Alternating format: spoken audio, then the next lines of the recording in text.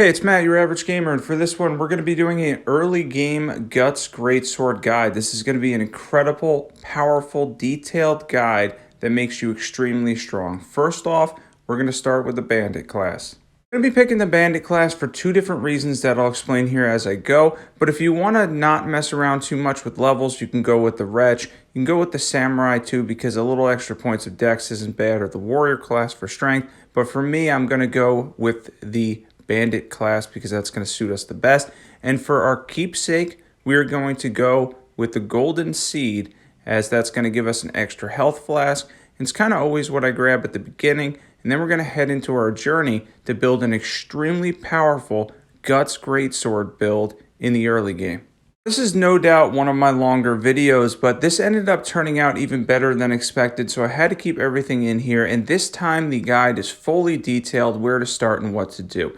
We are going to start at Gatefront to save a little bit of time. It's just northeast of where you start, and you're going to go to Gatefront here and shortly end up getting your horse or spectral steed from the maiden. And once you have that, equipped it, and then follow me along directly so that you can grab each map, because we're going to grab the maps as we go along, and I'm going to frequently show them so that way you can follow along on the map, make your life a little bit easier. And that's the first map right there. We go to the Gael Lake North site of Grace, so we'll catch up here, and then I'm going to show you where we're going to be headed to next. The next place we are going to go on the map, and it's going to show us that we just picked up the map here, is going to be the ravine in a Gael Lake. That's where we were, that's where we ended up, and where we are headed to, that's where we started by the way, is the ravine to the right here. And that's where we're going to be going. We need to go here first. There's a couple things we need to get done there. So let's head right to that ravine. Once we're in the ravine, we're going to get invaded by a guy that has the Reduvia here. And that's going to be a good weapon for us. There's a good reason to kill him. And if you can't take him on, I'm going to show it here. I usually fight him solo. He actually did kill me once. So this is the second time I had to come back. However, he's not too bad if you dodge him and whatnot. You just have to be careful because he can build up bleed. But Hunter Yura is going to aid you. He's going to come to your assistance. So if you run around for a little bit, you're going to have an NPC ally that's going to come and help you. That's Hunter Yura, and it's going to make the fight a lot easier. And once Hunter Yura is there, you'll be able to basically attack him together and make the fight a lot easier. It's going to get a little bit simpler from there. He's got a katana. He has a fairly decent amount of reach. He doesn't do an incredible amount of damage or anything, but as you can see on screen there, you can get a backstab or two in, and you can basically just go up to him, kind of attack him at free will. Just be aware of the Reduvia blood blades. Aside from that, though, you'll be fine since a lot of his focus is going to be on Hunter Yura. The main thing focusing here on Hunter Yura, he's going to attack him a lot, but he will use the Reduvia blood blades on you. I think I mentioned that. That's the only thing you're going to want to be careful for avoiding that, because they do a lot of damage and build up bleed and whatnot. And after he's down, we're going to head into the cave that's directly in front of us. I'm going to show on the map where it is, because we're going to need to go in that cave for a couple different reasons. And that's where it is on the map there. And then we're going to head straight into the cave. And once you're inside of the cave here, I just cut a couple clips out to make it not too long. It ended up being kind of long anyway, but it would have been an hour and a half in total without some edits. So once you're in the cave, just go through, follow it to the right, and then you're going to find a boss fog door. Once you go through that fog door, open the chest that's in there, and then we're going to be fighting Patches. The thing to do here, by the way, is to equip the Reduvia, because it's going to make your life a lot easier, and then we're not going to defeat him. He's going to end up giving up halfway through. When his health is half gone, he's going to give you the chance. He's going to surrender completely, and then as we go on here, we're going to end up forgiving and forgetting him. But if you're using the Reduvia, this could be a very quick fight if you use Blood Blade, and since we have the stats for it as the Bandit class, it can make our lives a lot easier going forward with a weapon as powerful as the Reduvia in the early game. And after he surrenders, you're going to see on screen here, we're going to forgive and forget Patches. After he ends up talking for a bit here, he's going to give us that option. We want him to open up as a merchant, essentially, which is what he will become, so we can buy a couple things for him before we end up doing the farm that I normally do at the beginning of the game here, and that's going to get you a ton of levels and make it substantially easier to be powerful and to wield GUTS Greatsword. We're going to have to go back to that grace because we have to reset this area for him to show up as a merchant. So go back to the grace at the beginning of the cave and then head through the cave once again. We're going to head back to Patches, and this time we can end up buying stuff, whatever we need from Patches, and we can open up his shop as a merchant and grab the couple of items that we're going to be looking at that's going to help us with farming and getting us a significant amount of runes to make our lives easier. Now that we've opened up Patches as a merchant, we can buy the couple of things we're looking for, sell any runes that you've picked up along the way, and then if you can get 3 gold pickled foul foot, buy 3. I can only buy 2 at this point, and then keep an eye on another item here, Margit's Shackle, that we could be back for later. And we're going to end up staying in this cave because we're going to use the transporter trap. The chest that's in this cave, Mirkwater Cave, is the cave we're in currently, and that chest is going to take us all the way out to Mistwood. Now, the reason we want to go to Mistwood is because it has the other map in Limgrave, and it's going to head us in the right direction towards Caelid, which is where we're going anyway. So once we take this transporter trap, we're going to end up in a really convenient location. It's supposed to be an inconvenient location, but for us, it's going to end up working out fantastically as we go to the other section of Limgrave and up towards Caelid. First things first, let's grab the map. We're going to grab the map here. I'm going to show you exactly where we're standing, but if you've been following along, it's not going to be too hard to follow. And then we're going to end up heading in the direction of north. Generally speaking, it's going to end up being northeast. I kind of go around a little bit here by accident. We're going to be heading to the Third Church of Marika, and the reason we want to go to the Third Church of Marika is because it's going to be a convenient place for us where we can grab what we need, and then afterwards, there's spirit springs behind us that's going to head us in the direction of Caelid and make our lives a lot easier to kind of run through everything a little bit quicker and take advantage of the transporter trap that we used. Got a little misdirected when I ended up north here, but generally speaking, it is northeast that you're going to end up going. That's why I was checking the map there. The church is up there to my right, and we're going to head under this little bridge, which is essentially a fallen rock here, ruins and whatnot. And then we're going to head straight towards the Third Church of Marika, because again, once we get here, we're going to be grabbing our flask of Wondrous Physic, and we're going to end up moving forward with the game from here. We're going to start building, getting the GUTS Greatsword, and then building around it to turn it into a really powerful build that's going to make the game very easy in the early game. And trust me, by the end of this, it definitely comes out that way. It does a lot of damage. This turned out really well. I was really happy with the result of it. And here we are at the Third Church of Marika. So, the Third Church of Marika has what we need, the Flask of Wondrous Physic. Now, if you sit at the site of Grace, by the way, and we're going to grab the Sacred Tear that's here too, because that can allow us to heal for a little bit more with our Flask. And then once we sit at the Grace, you can end up putting the health that you got into the Wondrous Physic. If you want it this time, this is probably the only one that you're going to have. And then as far as the Sacred Tear, you can upgrade that too, which will upgrade your flask. And again, it'll allow you to heal more, so that's convenient too. And then we're going to head to the back of the church because we're going to be using the Spirit Springs to head towards Caelid. And behind the church, they're very easy to find. Just follow me as usual, and we're going to head towards those Spirit Springs that I mentioned, and we're going to start going into the direction of the first site of Grace that's in Caelid, and that's going to be Rotview Balcony. That's the direction we're headed. That's where we came from. And as you can see, the Spirit Springs are right here conveniently to use them. You can use the second one, by the way, to jump up entirely. You don't need the third one.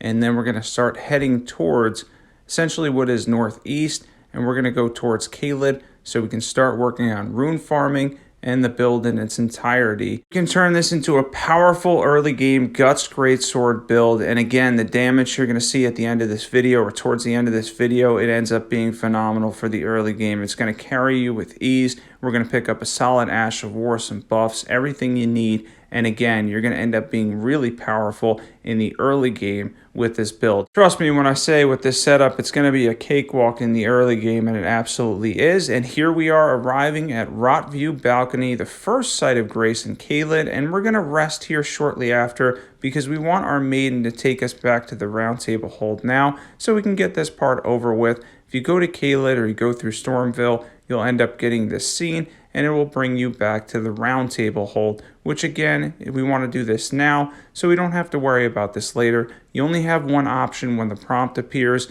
so head to the Roundtable Hold, and there's not going to be too much to do there. We will be back there later for a couple different reasons, so it's important to get this over with now. And once we're back at the Roundtable Hold, we're going to go straight back to Rotview Balcony because there's not a lot for us again to do right now at this moment here. So we're going to head right back there to the site of grace that we were at. There it is on the map there. And we're going to be back at Rotview Balcony to head in the direction of grabbing GUTS Greatsword and starting the rune farming in this build. So next up, as I mentioned, we're going to be headed in the direction of grabbing GUTS Greatsword, and this actually doesn't go as planned. I end up getting killed by the dogs here, but if you follow me directly, you'll be able to go to the exact location of the overturned carriage that has GUTS Greatsword in it.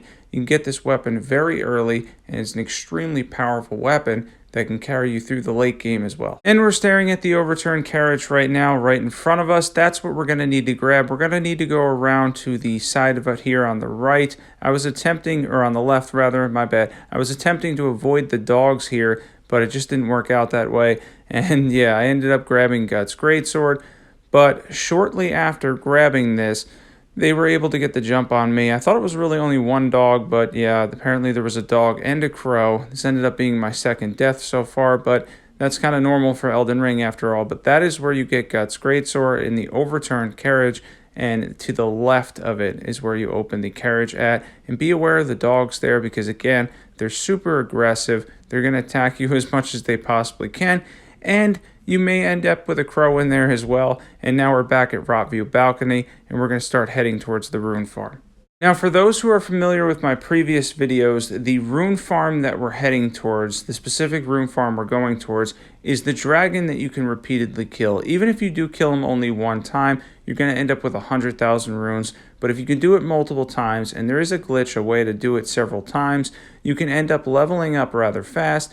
And since we have a hefty weapon in the GUTS Greatsword, given the fact that it has a substantial amount of strength investment, just a two-handed, I believe you need 21 strength, and if you want to single-hand this weapon, you're going to need 31 strength. So it's going to be a very good idea for us to head forward here, head towards Dragonbarrow, and start making our way towards that dragon farm, which is going to help us immensely. And as we go towards Dragonbarrow, there's going to be a spot in the cliffs that you're going to have to jump over, and then you'll end up in the section of Dragonbarrow. And once we get there, it's not going to be too far ahead of us. Again, this is a full in-depth guide, so I want to show you exactly where to go. We're going to cross the cliffs here, and then we're going to continue heading this way, directly in this direction. You can follow me accordingly. We're going to end up with the map in short order, so you can follow along with that as well. Make sure you grab this first site of grace. There's going to be another one heading up forward, but you're going to want this one too. And now let's go get the map.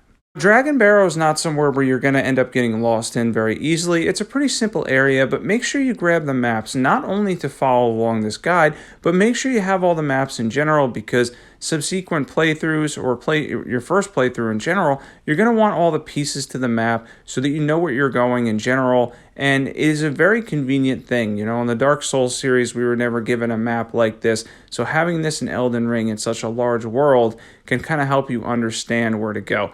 That's where we came from, by the way, at Rotview Balcony. And now we're going to continue to head towards this direction where that big dragon's going to be. And we can do this rune farm and get a whole bunch of levels in the early game and end up being very powerful really early in the game. Once you're headed in this direction, by the way, you're not going to be able to miss this dragon. This dragon is so large. It was actually so large in the game that initially they wanted it to be a more unique boss fight where it moved around and such, but it ended up basically breaking the game, so they had to have him sitting here, or her rather, instead, because it was just too large of an object, too much motion, too much involved for the game to really handle, which is kind of incredible. It goes to show the size of this dragon, and once again, it is not something that you can really miss. Now, first things first, you're going to want to grab that site of grace behind the dragon. Make sure you grab this. I can't stress this enough. You have to grab this now. Right now is the time to grab this grace, because if you do it later, you may mess up the rune farm, and then you're sacrificing essentially easy runes. All right, let's get into the details here on how to farm this. Now, take out your trusty Reduvia, or any bleed weapon will do, and then when the dragon's down to about 10% of her HP, at that point we're going to use a gold pickled foul foot, so we can get an extra. It's going to amount to around 15,000 runes or so, and then continue to attack this dragon repeatedly. The point here is going to be to book it back to the grace as soon as the dying animation starts, and then rest at the grace. If you can do that in time, the dragon will still be here. So you can practice this, get on your horse, make sure you have a good direction, good sense of where the grace is behind you. Maybe even practice running back and forth first and make sure that you can do this. You can do the last hit on the horse too if you have to, and then you could book it back that way. But the point of the entire thing is when the dying animation on the dragon starts, when that wind up starts, and you will see it, you're going to have to book it, as you can see on screen here, to that site of grace and rest immediately. This will work every time you do that. This is on the current patch 1.09.1, and it's very easy to do once you get a handle on it, but you can easily mess it up as well, so make sure you practice first. And as you can see, we ended up with 65,000 runes, which is going to help us with our initial levels, and I'm going to show you what to level up here to start. And follow on screen accordingly on each of these. We're going to end up farming this dragon 3 times. You can just watch my screen to identically level up with me. First things first, I always recommend players, especially if something happens, maybe you mess up the dragon rune farm, or maybe you go out and explore a little bit before you follow the rest of this guide. Always make sure you go with vigor first, especially if you're new. That is a very important stat. You're going to want that survivability. You want to live longer. You're going to need points in vigor pretty much immediately. As you can see, I'm covering some of the basics here. And as we level up to, I believe, around level 30 something or so, not too bad for how far we are in the game at this point in time either. That's actually pretty good. And we're going to do this a second time as well. I'm going to cut some of this out though. We're going to do the farm again here and show the second set of levels right now. For the second set of levels that we're doing here, we're going to end up leveling up a couple different things again, as you're going to see on screen here. We're going to go and level up everything that you see and just follow along as far as the guide here. And then we're going to do this rune farm one more time. We continue to go over levels here, and then I'm going to show on screen right now we are level 39, less than 40 minutes into the game. By the way, this is going to be the last time we kill the dragon. The third time is going to be the charm. If you want to continue rune farming this, that's up to you. But for me, I'm going to let the dragon die this time, and I'm going to explain why we're going to do that. The reason that we're going to kill the dragon here has actually twofold. There's 2 reasons why. 1, I want the dragon hearts for something we're going to do in a little bit. And 2, there's better rune farms later in the game at this point. Once you get to around level 50 or so, which is where we're going to be at, you start to find better ways of rune farming. You can naturally level up through bosses and whatnot. So the third time for me, enough is enough at this point. If you want to leave the dragon open, that's up to you, but you are going to need a dragon heart for the purpose of this video. But after the third time, if you want to follow along, I let the dragon finally die for 100,000 runes. What you're thinking, that's a lot of runes, but it really isn't. As you continue to level up, if you're new, if you're not new, you know this, it becomes more expensive as we go on further. And follow along one more time for the final set of levels here that's going to end up with the setup for this powerful early game GUTS Greatsword build. Before we go and get everything, which is coming up soon, we're going to end up grabbing everything we need for this. And this is going to, again, turn out really powerful. The couple of bosses towards the end that I took on that you're going to run into, it absolutely crushed. It really did end up working fantastically. This was a very, very solid build guide set up for the early game. It's going to help you cruise through the game with ease. There we are, by the way, level 47, just 43 minutes in. Now we're going to be heading back to the Roundtable Hold. Why? Because one of the things that we're going to need while we have a little bit of extra runes here, and if you've been following along you will, is we're going to need a seal. So we're going to buy the finger seal from the maiden at the Roundtable Hold. This is a pretty cheap item, but we're going to need that as we move forward. That's why we did a little faith investment so we can do some buffs too. Then we're heading back to Patches in Murkwater Cave. Remember that item that I told you earlier about in Margit's Shackle? Well, that's going to be convenient for 2 different reasons throughout the game. I know, spoiler alert there, but we're going to go back to Patches and we're going to purchase Margit's Shackle as well. We have the 5,000 for it after all, and it's an easy purchase to go grab this, and it's something that's going to help us later in the game and early in the game as well. So we're going to want to grab that item from Patches, and this is probably the last time at this point that we're going to see Patches, at least for now. You can grab the cookbook, by the way, if you want to make more gold pickled foul foot. He does sell the cookbook for that. and he also sells a Storm Sword Key, so that's always a good grab too, because you're going to need those as they unlock certain portions of the game. And Margit Shackle, there we have it now, and we're going to go on here. We're going to show the map right here, and the next place we're going to be heading to is back to Caelid, because there's a couple things we need to do here as well. And here we are in Caelid. We're going to be heading south, directly south. There's a fort. You can't miss seeing this fort, and that's Fort Gael or Fort Gold, whatever it's called, Fort Gael, I think. And we're going to go directly towards there. We're going to grab the Site of Grace there, but we're not actually going to go in the fort yet. We're going to be coming back to this fort because there's something we need there, but I'm going to make your life a lot easier in the process of grabbing the Ash of War that we need that's in the fort. And again, that's another reason why we started the Bandit class, and I'm going to explain this as we go, but definitely be sure to grab this Site of Grace at Fort Gael, because we are going to be coming back here at some point. And instead, we're going to be heading in a different direction in Caelid, as we're going to be heading towards the southern portion of the Caelid map. As we go here, you can see it's all fogged off. We can't really see anything here. This is where we're standing now, and we're going to head in that direction because we're going to be going to the Dragon Communion Church in Caelid, because there's something we need there to make our lives a lot easier. Be sure to follow me on screen as we go here. I'll show the map periodically throughout this video. I've been doing that the whole time so you can follow along, although we do not have the map for the southern section of Caelid yet. We will be getting that soon though. And the Ash of War that we want that's in Fort Gael, the reason we're going back to Fort Gael, there's actually a talisman there that's going to help us too. But the main reason is the Ash of War Lion's Claw, which is an extremely powerful Ash of War for the GUTS Greatsword, is guarded by a Lion Guardian.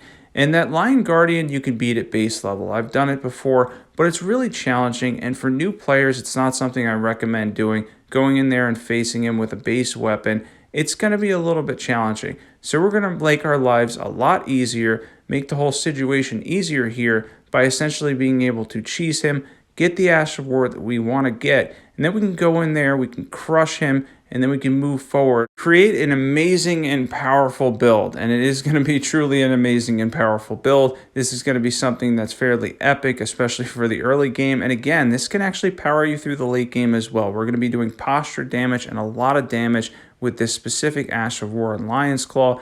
There we are on the map. We're not to the actual map itself yet. As you can see, it's still not filled in, but we're going to be grabbing that map first and foremost so that you can follow along from there. But make sure you grab the graces that are on the way as well. And the map here is going to be coming up, I believe, on our right in short order. And that's going to make our lives a little bit easier. Again, as we fill in the rest of Caelid, we already have Limgrave. It gets a little bit easier once you have the map and you have an understanding of where to go.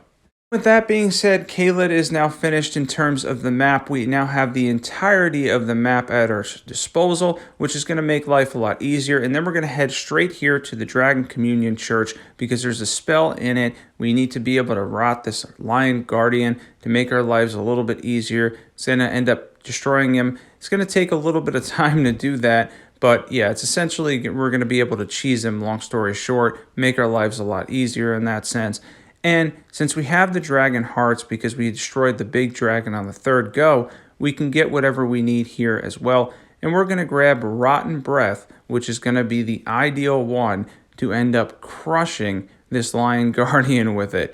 And it's going to work really convenient for him. It's going to be something for us at an early level. And since we picked the Bandit class, we already have those arcane points for it. And we invested a little bit in faith, so we can already use it as is with the finger seal that we grabbed earlier. We're going to be heading back to Fort Gael. There's going to be 3 things in total that we need there. There's going to be the buff, Flame Grant Me Strength. We're going to show you how to get that. We're going to need Lion's Claw from the Lion Guardian that's there. And then there's also a talisman that can help us out too. At this point in time, or when you get to Fort Gael, switch all of your flasks, every flask that you have available, to FP flask. Have no healing flask. The only heal you should have should be in your Wondrous Physic. And for this, first things first, I'm going to show you from the Fort Gael Site of Grace where to get the buff Flame Grant Me Strength. I was going up the side here to avoid some of them, but you can go straight through the path as well. You can't avoid all of it, unfortunately, and you do have the Rain of Arrows guy that's here, but we're going to be heading in his direction anyway, behind him,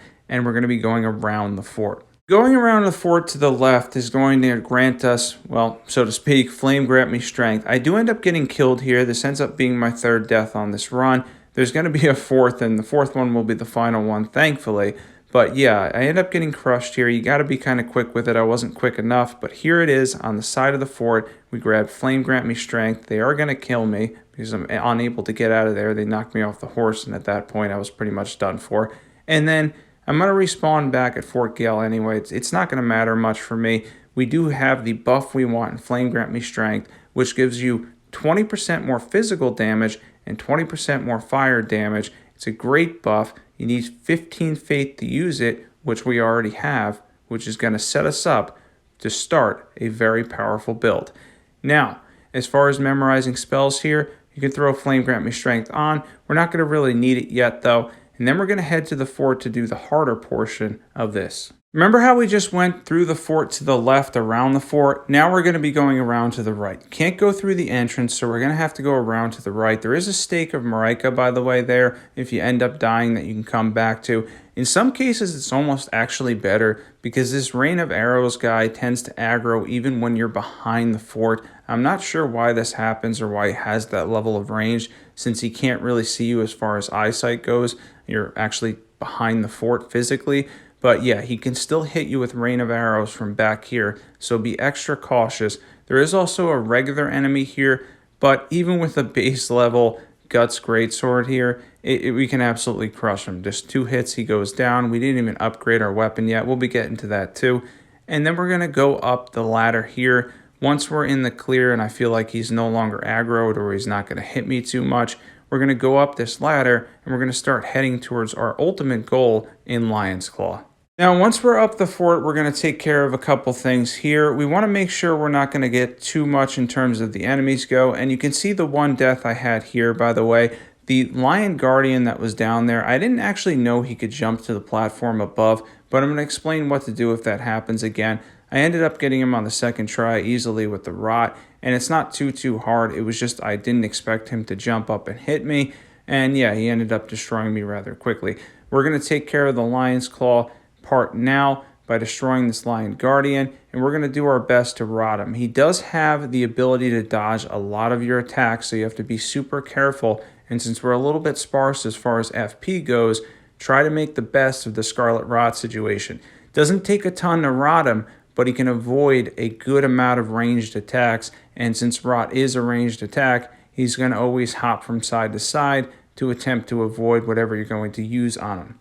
If he jumps up on the platform, something I didn't think of before because I didn't expect him to jump up, I was kind of caught off guard, you can actually go in the door behind you. It's fairly safe back there. I don't believe he can go through that door, and it's probably easier to even rot him at that point because he's going to be at the entrance of the door. Much like for those of you that do the late game and know Castle Soul in the later game, you can easily rot those ones at the door. So it's something you can do there, and I just grabbed what was in here. You can grab whatever's in here as well. As far as the guitar, I believe that's actually not a bad weapon, and we did manage to rot him for the first time, and we're going to wait. This is going to be something where we need to apply it twice in most cases. By the way, if you're not subbed, I want to mention real quick, as you're going to see the end of this build is going to be awesome, by the way. Definitely be sure to hit that subscribe button if you like Elden Ring content. If you're just joining the game, I have a Discord too. You're going to want to be a part of that. If you need any help, we can help you there as well. And then as far as the channel itself, I'm going to be constantly making awesome Elden Ring content and helping with early game guides, late game builds. Maybe eventually we'll do some mid game stuff as well. But as you can see here anyways, back to this, the lion's rotting. It does take some time. I didn't edit this out because I wanted to show the entire duration of everything and the fact that we do have to use a second application. In most cases, bosses and everything, it's going to take 2 to 3 applications. But as you can see here, it did take a substantial chunk of his HP off. As far as the Lion Guardian himself, once he gets down to the point where the health stops, basically he stops losing HP, we're going to go up there again and try to apply it again. By the way, Rot Breath itself does a little bit of physical damage as well, so you can get some damage in between the procs there too. But be careful not to waste too much. Keep in mind, this is the early game, so we don't have a ton of FP. We don't have a ton of mind at this point, so we want to be a little bit conservative with what we have. Sometimes, by the way, it's actually better if he's directly below you. When he backs off, he tends to dodge more. When he's directly below you, he tends to actually get hit by it more, which helps us in the end. And again, as I mentioned, Rot Breath itself will do a little bit of damage too. And he jumped there, which happened to avoid it. And again, I came down to the point where I only had one FP flask left, and it ended up working out anyway. And you're going to want to be a little smarter probably than I was with it here as far as this goes, because I did end up wasting some here. If he's directly below you, sometimes it works better. As you can see, though, his dodging animations can be a little bit tricky to deal with. It's not going to matter too much in the end, though, because we did get lucky with the first applications. His health in general is going down substantially, and then you're going to see here, he's going to be finished off real quick there when he makes that jump and ends up going right into all the rot. The damage in between, again, is something that can do a substantial amount. And we were able to get Lion's Claw for GUTS Greatsword. We're building a really powerful build. It's exciting stuff here. And now we have Lion's Claw, a fantastic Ash of War. You can grab the Talisman up here too. It's a solid one. It'll increase our strength by 5. That's at the top of the fort when you make your way back up there. I would avoid the tougher knight here, by the way. He's a little bit tough at this level with the base weapon. You can fight him if you want, but if you want to avoid him, just grab the Talisman and let's get out of Fort Gael. We're done here. Once you can make your way out of here, you're probably going to have to go back down to be able to open the map up and travel out unless you killed the knight and his buddy up there. If you didn't kill them like me, just go down this ladder and then you're going to be able to pull up the map here. And we're going to go back to the Roundtable Hold, because at the Roundtable Hold, we can put the Ash of War Lion's Claw on the GUTS Greatsword. And man, it is a very good Ash of War. So let's get this done. We're going to go to the smither here, and we're going to go here, take the Ash of War. We're going to go for Heavy Affinity because that's going to help us out later on. It doesn't matter as much right now, but later on, Heavy Affinity is going to work for us better since we're going as a strength build. So we're going to end up picking that as our Affinity. And we now have Lion's Claw on the GUTS Greatsword. It's something that's going to be, again, really powerful. You're going to see here in a short bit how powerful it is. All right, let's continue on. And the next thing here is I want to show you where to get Smithing Stone 1s in the early game very easily. And that's right here in this cave, or mining area, sorry, not cave. It's in the Limgrave tunnels. Now, I'm not going to go through the entire tunnel system here. This is in a Gael lake. I believe I showed it on the map, and I'll show it on the map again. But as far as Limgrave tunnels itself, here it is on the map here, right there. It's in the lake. It's not too hard to get to. You're going to go throughout the entire thing, explore all of it, get as many Smithing Stone 1s. I believe there's either 9 or 10 of them on the walls. And then the miners themselves drop them too occasionally. You're going to need 12 in total to get our weapon to +3. And you can see, even at base level here, I wanted to show off the build a little bit. The troll boss that was in here was no match for the power of Lion's Claw. All right, time to go back to the Roundtable Hold. All right, so minor mistake I made here. I ended up only being able to get it to +2. I forgot how expensive it is, by the way, so maybe save some runes or do a little bit of side farming. Save a little bit from the dragon so you don't avoid this at this point. But yeah, I was only able to upgrade it twice. It's not a ton to upgrade it a third time. I had enough smithing stones at this point because I farmed them there, but I needed more runes, so I ended up having to come back and then get it to +3. But the ultimate goal here is to get the weapon to +3 so that we can get a B in Heavy Affinity, start making a little bit as far as the use of that, and even with selling some stuff, I didn't have enough to get it to +3. But don't worry, we're going to come back, and then we're going to do a crazy amount of damage to some of the bosses after we pick up a couple more items to finish up the build in this early game guide. Alright, so now we can come back and get it to +3 after I grab some runes. And by the way, at Fort Gael, if you want to, you can run around and have the dogs attack you and then bring them back to the soldiers there. You can actually do a little bit of farming there, Redmane Castle as well, without actually having to fight anything. I mean, there's nothing you have to fight. You just watch the dogs fight the soldiers, stay out of their way, and then at the end you can even go pick up the items and then go back to the site of grace there. Next up on the map, we're going back to Mistwood. I'm going to do a couple of these relatively quick because we have the maps now. Right next to the tree that's here, the minor Erd tree, we are going to grab the charged here because we're going to need that. And then next up, there's ruins in Mistwood that we're going to go to as well. We're going to grab the Axe Talisman in case we do any charged attacks or charged hits at that point, because GUTS Greatsword's really good for that. It has a lot of power, so it's not going to increase Lion's Claw those, but it will increase our charged attack power. So anytime we're not using the Ash of War and we go for those charged attacks, they're going to be particularly powerful. All right, now we're moving up to Stormhill Shack, and again, I'm going to continue to show the map so that you can follow along here. You're going to quickly see on the map where we are in Stormhill, and as we are in Stormhill Shack, we're specifically at Stormhill Shack here, there's going to be a couple more things that we need, and then we're going to go on and take on some bosses, and yeah, you're going to be surprised at the damage we get on Margit here. It's going to make your life a lot easier doing this. And I wanted to show something real quick. This is where you get Golden Vow Ash of War. That's another buff that we're going to use. I showed it on the map there. Just if you have to pause that to go here, it's on a cliff not far from Stormhill Shack or War Master Shack. We're going to grab that because we're going to want to put that on our original dagger so that we can get an extra buff. That in combination with Flame Grant Me Strength is going to give us a lot of additional damage. And we're going to go here again to the same place we went to, back to the smither, because we're going to use that great knife, that original great knife. You can throw it on any dagger. Any light weapon is good, and it doesn't matter whether it's in sacred or regular. We're going to be using the Ash of War, and then we're going to put Golden Vow on that because that's going to give us additional attack, additional defense. That on top of Flame Grant Me Strength is going to combine for a lot of extra damage. We're going to have a lot of extra early damage, and we can really make use of that. All right, it's time to fight Margit and get on how to use this powerful build. There is Margit there as we are in Castle Ward Tunnel right there, and that is where we are on the map, not far from Stormhill Shack if you've been following along. Once we had the maps, I kind of sped up everything. And then we're going to go and we're going to sit at the site of grace to equip both tiers that we have because those are going to help us too. Make sure you have your talismans equipped, by the way, the two that we picked up. We picked up the Axe Talisman and the Strength Talisman. You can only equip one now, so use the Strength Talisman. After Margit, we'll get another Talisman pouch, so we'll be able to equip both at that time.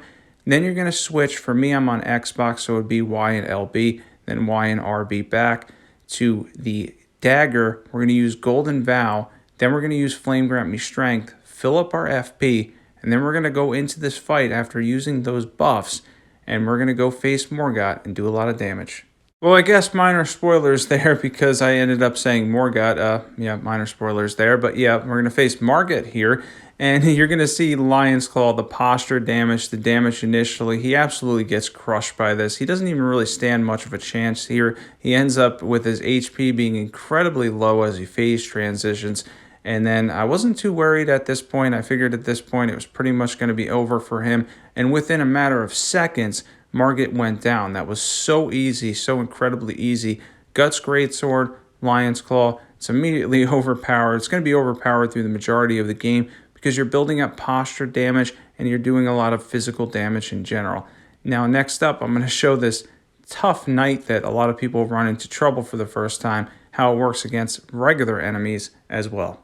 Alright, and as we face this knight that normally traps you, normally we're like, oh, we're going to be afraid of this guy, maybe, well, he does a little bit of damage to me. Well, it doesn't really matter because he just got flattened, okay? Yeah, that Lion's Claw's effect on everything in this game, it's the same as the Giant Crusher later in the game, which has a unique R2, or a right trigger if you're on Xbox. It will flatten enemies, regular enemies entirely. By the time they get up, you're going to absolutely crush them. Not too much of a worry there. We're going to go through the same buffing system here, and then we're going to take on Godrick. I did forget to switch over. I wanted one extra FP flask, so that's going to bite me a little bit, but let's face Godrick, the ultimate boss of this video. So we're going to go in with the same tactics here. We're going to build up pressure. Don't forget, we have some stuff for our charged attacks too, so we can mix them in. And then obviously we can use Lion's Claw as well to get the most out of that. And that does, as I mentioned earlier, a lot of posture damage. I believe it's around 30 or so each individual hit. Whatever the posture damage is, it's a lot. It does add up quickly, and you can get in those posture breaks too. You're going to see that in the second phase. Now, I probably shouldn't have taken damage there. I think it was just the angle that I was on. I was kind of on the outside of the hitbox window there, but it hit me anyway. And when he does this, by the way, this wind up, it's a little bit scary the first time, to be honest, when you're looking at it, but it's actually very easy to dodge and punish. When he lands, just roll, and then he has a long animation where he kind of recovers, and it's almost always a very easy window to get in there and attack him. And we're going to run up here and we're going to use the charged attack because I figured he'd posture break at this point and my estimation was correct. And we're going to get even more damage with that critical attack on the posture break. And then take advantage of Lion's Claw to do a little bit of chunk damage to him. Again, this is a really powerful early game build. And by the way, in Stormville, if you do a lot of jump attacks, you can grab the Claw Talisman as well. I also avoided the Sore Seal. I know a lot of people like that, but that's a talisman that ends up in most cases getting thrown out later in the game anyway. The increase in damage is not something I recommend for new players because you do take a 15% increase in damage. Kind of turns you into an immediate glass cannon. For me, for a lot of other players, I think I'd rather not take that additional damage for 5 levels of, each thing. And the most for it really would have been 5 levels of strength, which we ended up getting anyway with the Starscourge Heirloom, the talisman that we picked up earlier, and then having the Axe Talisman for the charged attacks. It all added up to a really powerful build. I hope this guide was super helpful, by the way. As you can see with the bosses, taking on Margit, taking on Godrick, that was actually really easy. That was incredibly easy to do with this build. First try on both of them. I know I'm experienced at this point a little bit with the game, obviously, but for a lot of people, you're not going to have too much trouble with a powerful and overpowered early game build like this. By the way, you can probably hear it in my voice, but the seasonal allergies got to me a little bit. It made it a little hard to record this. I happened to do the most detailed guide while, all the pollen and everything that was out. It's just my allergies have been absolutely horrible at this point in time. But yeah, I did power through this one. This was a 41-minute video and one of the most detailed guides I think I've ever done on my channel. If you hung around to this point, you definitely need to sub. I mean, there's really no reason not to at this point. Tons of Elden Ring content, lots of fun stuff. Definitely be sure to check out the Discord too. It's in the link below if you need help with anything. Thanks for watching. As always, I will catch you guys there.